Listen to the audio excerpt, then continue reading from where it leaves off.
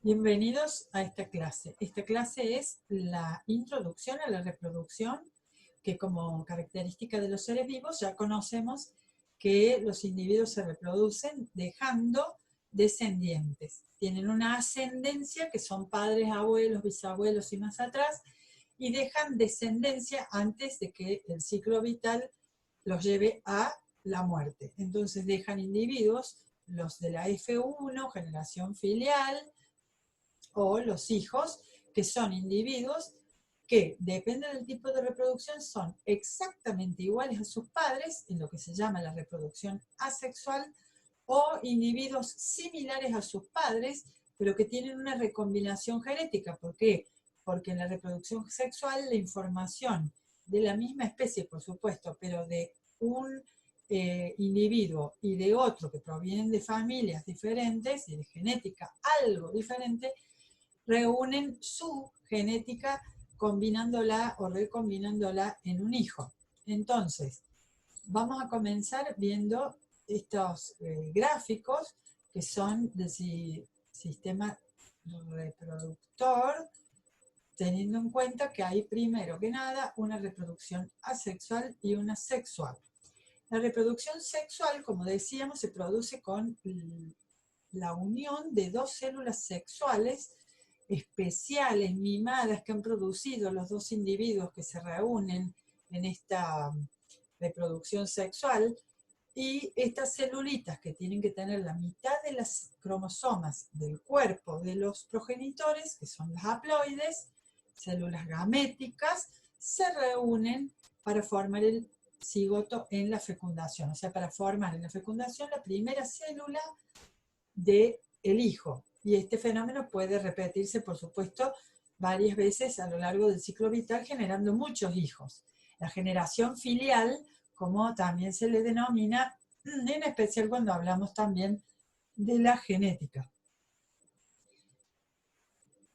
En los individuos que se reproducen justamente por reproducción sexual, tienen que producir una célula muy especial, esta gameta, célula sexual o célula haploide. Por lo tanto, en sus cuerpos se observa la presencia de órganos pequeños, pero órganos especializados en la producción de las gametas.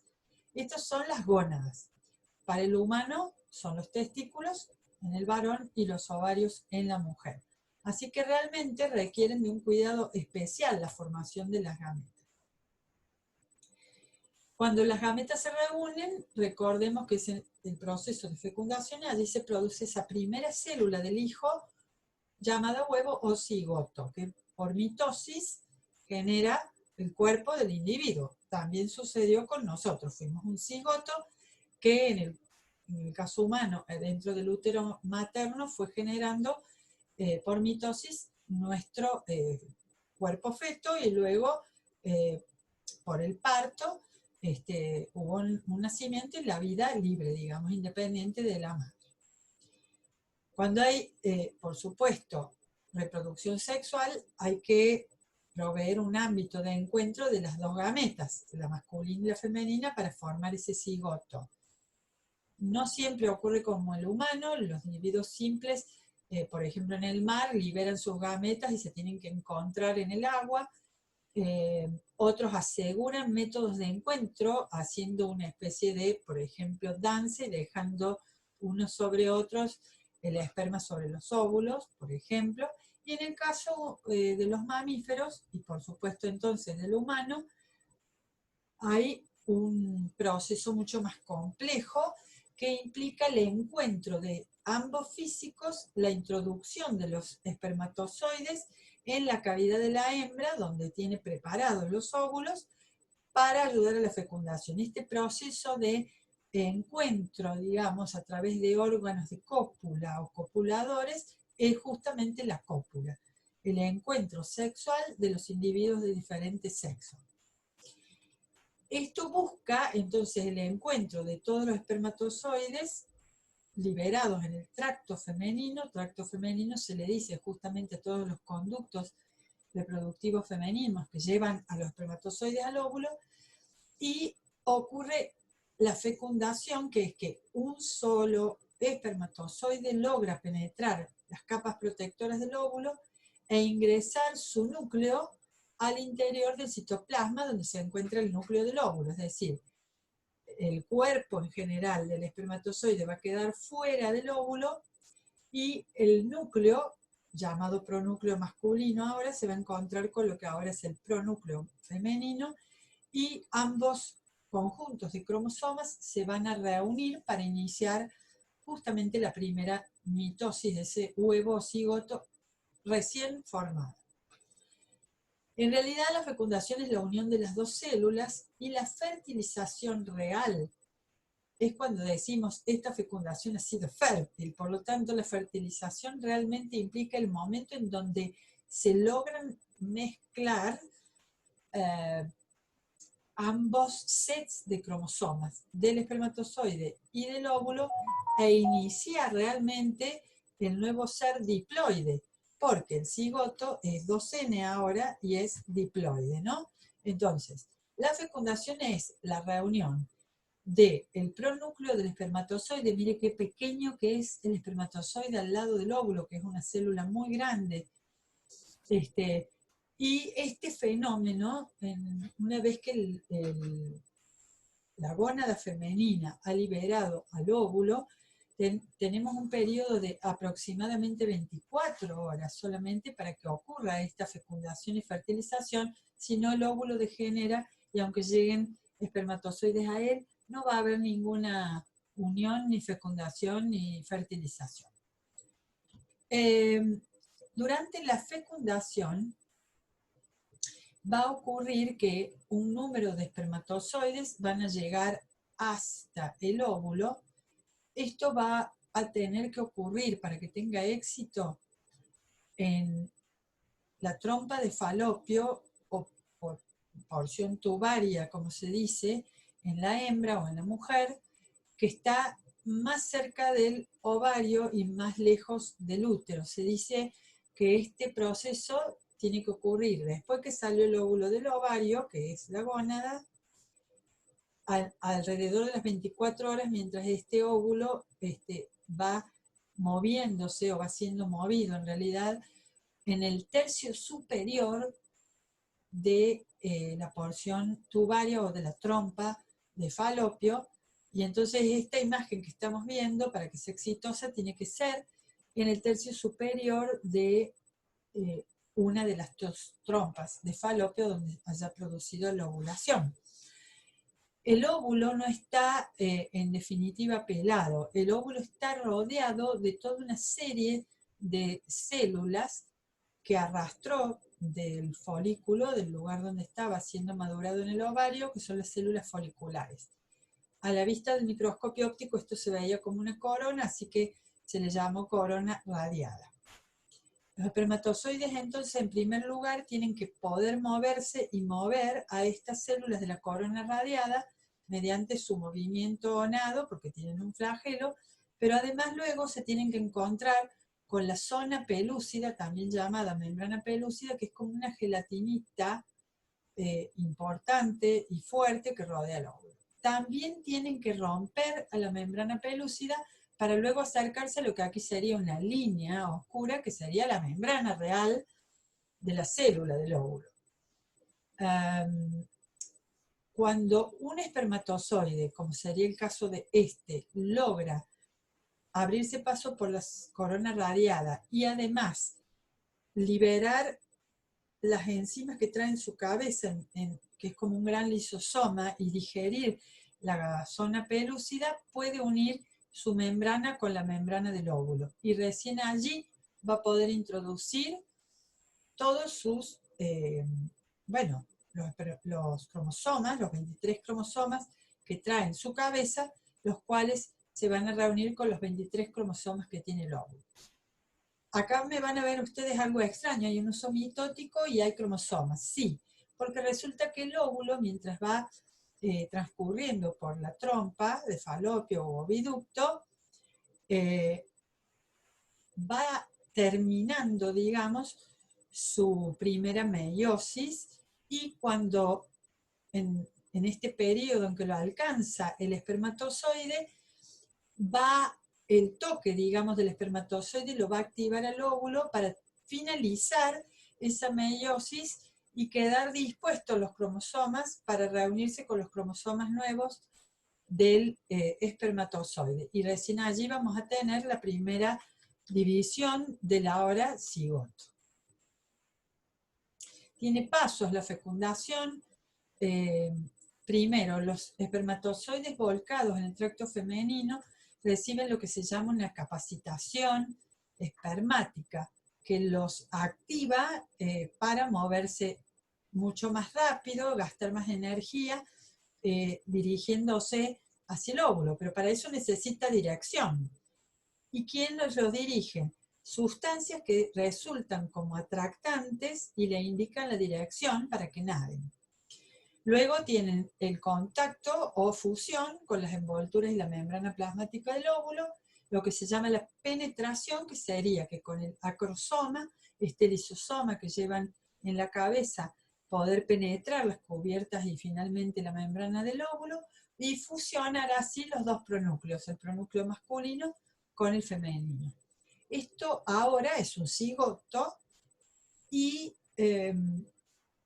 tiene lo que se llama la reacción cortical, que es hacer exocitosis de una serie de gránulos que tiene en la periferia, con lo cual logra evitar la polispermia, es decir, cierra el paso a que otro espermatozoide logre la penetración, evitando así que nunca haya dos espermatozoides ni tres que ingresen a un óvulo. El cigoto siempre se va a cerrar o bloquear frente al ingreso del primer espermatozoide. Ahora, cuando veamos gemelaridad, o sea, los mellizos y gemelos, jamás van a poder decirnos de que un óvulo fue fecundado por dos espermatozoides, porque eso no existe. Y aun si existiera, eso se termina degradando, perdiendo, porque no es viable como embrión. Aquí tenemos que el espermatozoide está logrando la penetración, ingresa el pronúcleo masculino, que se va a encontrar con el pronúcleo femenino. Estos pronúcleos se fusionan en lo que realmente es la fertilización, juntan su set de 23 cromosomas de cada uno, mientras tanto el óvulo está expulsando el segundo y el tercer cuerpo polar hasta llegar a 3, y finalmente entonces el cigoto comienza su desarrollo embrionario, el cual vamos a, bueno, hermosamente ver cómo ocurre cuando iniciemos en las etapas del embrión la primera división meiótica, y así hasta conseguir modelar a un nuevo ser que puedan modelarse sus tejidos y órganos a partir de este cigoto inicial. Bueno, por lo pronto tenemos claro entonces la reproducción sexual, y veremos la asexual. Bien, en la reproducción asexual, en realidad no hace falta el encuentro de dos individuos, hay un solo progenitor que por un lado no tiene ninguna gónada ni órgano especial para producir las células sexuales, porque no va a producir células sexuales. Al reproducirse en forma asexual, puede hacerlo en forma directa y rápida. En estos casos puede liberar una yema que se llama el proceso gemación. Esto, por ejemplo, lo hacen las levaduras cuando uno las alimenta. Pueden hacer propágulos, como esas plantas que en el borde de las hojas hacen pequeñas hojitas que se caen, generan un nuevo individuo. Eso no tiene ningún proceso de mezcla genética, es parte de su cuerpo liberado. Los esquejes, o sea, el reproducir plantas a través de ramitas, enraizarlas y generar otra, generan todos individuos que son en realidad copia del individuo original. Por lo tanto, prácticamente, en vez de hablar de hijos en sentido genético, hablamos de un clon de seres, o sea, un clon de, por ejemplo, plantas que nos hemos dado unos a otros un gajo, Entonces todos tenemos un clon en realidad de la misma planta, porque todos son idénticos a la planta original. Esto es más frecuente en los individuos del reino Monera, los procariotas, que suelen generar individuos nuevos simplemente por fisión binaria, es decir, generan pared celular, orgánulos nuevos, y se escinden en dos, replicando previamente, por supuesto, el genoma bacteriano. También, bueno, aquí también estamos mostrando bacterias en fisión binaria, que es una forma de reproducción asexual, pero también en los protozoos suele verse algún fenómeno de división vegetativa, aunque también pueden generar una célula especial y de allí tener una especie de primitiva reproducción sexual, ¿no? Bien, lo importante de destacar de esto es que la reproducción asexual hace que el individuo progenitor, digamos, genere muchos clones de sí mismo, muchos hijos, muchos de ellos destinados a no sobrevivir por el ambiente, por la falta de recursos, por los cambios climáticos, el ser presa de sus predadores, etc. Entonces generan muchos hijos. En la reproducción sexual hay mucha inversión de tiempo, de energía en la formación de las células gaméticas sexuales, con ciclos inclusive de cambios como el ciclo femenino humano. Hay un cuidado entonces del hijo, puede ser más primitivo o puede ser muy elaborado como en el caso humano. Entonces la reproducción sexual no puede darse el lujo de tener cientos y cientos de hijos. Generalmente los hijos son en un número pequeño. Y además, la ventaja que tienen los de reproducción asexual es que generando tantos hijos, por chance, algunos de ellos van a llegar a algún ambiente diferente a sobrevivir. En el caso de la reproducción sexual, cuando hay 1, 3, 5 o 7 hijos, por ejemplo, como en el caso de los grandes mamíferos y los humanos, hay que un cuidado de la cría porque hay tanta inversión que perder una cría es realmente, bueno, una situación de no conveniente y hay que generar otro hijo y a su vez eso genera cambios conductuales muy importantes en el humano que son de atender y justamente son de atender por el profesional psicólogo, en el caso de la carrera y también en general del ámbito de salud y con cuidados especiales para esos partos y esos niños, ¿no? Bien, esto ha sido la reproducción en general.